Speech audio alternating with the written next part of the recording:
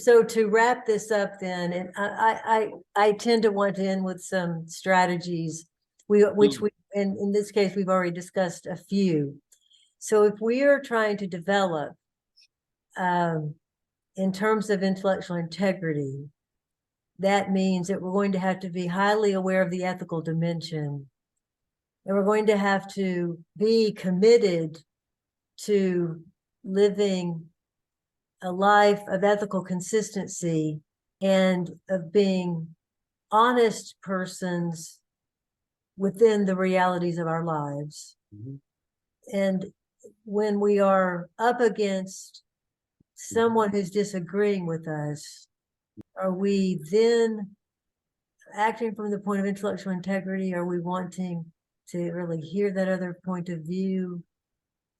Or are we not really wanting to hear that point of view?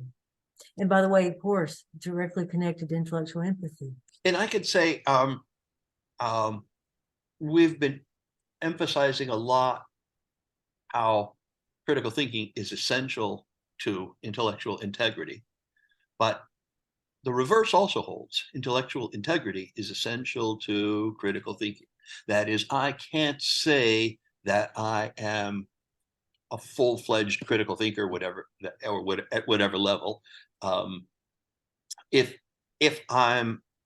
I'm hypocritical about it, if I'm being inconsistent, if I lack intellectual integrity, it will have an effect on my thinking, pure and simple. A lack of intellectual integrity. It will lead me to avoid certain information because it hurts my case, or it goes against my self-interest. It leads me to focus on some assumptions I'm making and not on others, and focus on the poor assumptions other people are making and not on the poor assumptions that I myself am making. I mentioned just two elements of reasoning. So a lack or a partial lack of intellectual integrity, I'd say, hurts the actual act of thinking things through well. Yes. Yes. And then to reiterate that we want to be keenly aware of when we are facing those seconds or minutes of cognitive dissonance. We've got to use those seconds as a moment, as a time of intervention. So we say, stop. I'm not doing anything right now. My mind wants to do this. My mind wants to do the opposite. Maybe write out something right then, if you can. Just try to stop the process. Stop the self-deceptive process. And that is going to require sometimes a Herculean act where you've got to say, no, I'm not doing that anymore. I'm going to stop that. And when I see that, I'm going to intervene.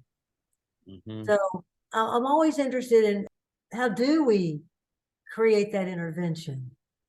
And that's got to be personal, because each one of us is different in terms of how we deceive ourselves. So I think that's a way in. Ask yourself, in what parts of your life are you deceiving yourself? And that's not necessarily about cognitive dissonance at the moment or in the seconds. This is more generally. Look across the domains of your life. Where are you deceiving yourself? Or where are you deceiving someone else? And where you are, why? Those are excellent questions for looking for the places in my life where I need to develop my own intellectual integrity. Through the lens of deception. And you'll feel anyone who's experiencing this is going to be. So I'll say, what part of your life are you most deceiving yourself in? Give me some examples of of how you're deceiving yourself right now in some relationships.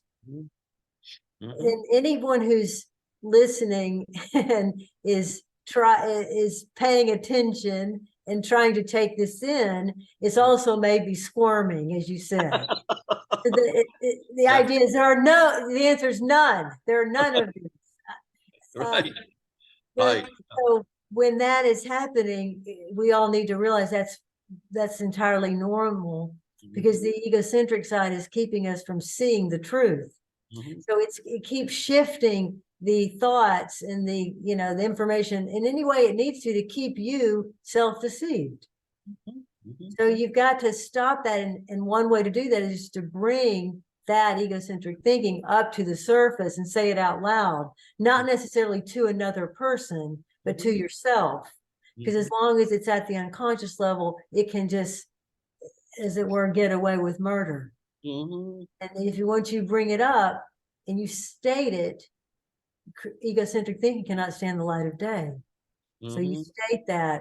Well, so I could say, go into the bathroom and state out loud the ways in which you're deceiving yourself about your intimate relationship, or about your job, or about how you take care of your body, or any other important part of your life.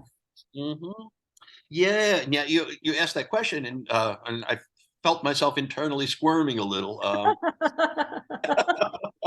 As I thought, oh no, I live in integrity with this part of my life, but then I thought of my health, where my background is you endure things, you put up with the discomfort of illness or disease. You don't go running off to a doctor for every little thing, like a terminal illness or something.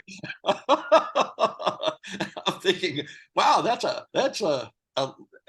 a lapse of intellectual integrity on my part to give into that, and I have a very difficult time not giving into it, not going along with the not going along with it. Yeah. Yes, and so the ego, on the other hand, might be saying, well, there's nothing there's I hear what she's saying, and it all makes perfect sense, but for me, Yeah. pretty perfect. Yeah. It's interesting how deep it runs, in that in fact, it runs more deeply than a desire to live often. I would be Be willing right to, when you're wrong, you mean? yeah, I'm willing to put up with illnesses that could be fixed, and they may result in my own death. And I think, well, that's the second most valuable thing. The first one is to keep up with this cultural artifact that I was raised in, stubbornness. Yeah. Yes, so that shows that we can be our own worst enemy, and Yeah. then that affects whether we are persons of intellectual integrity.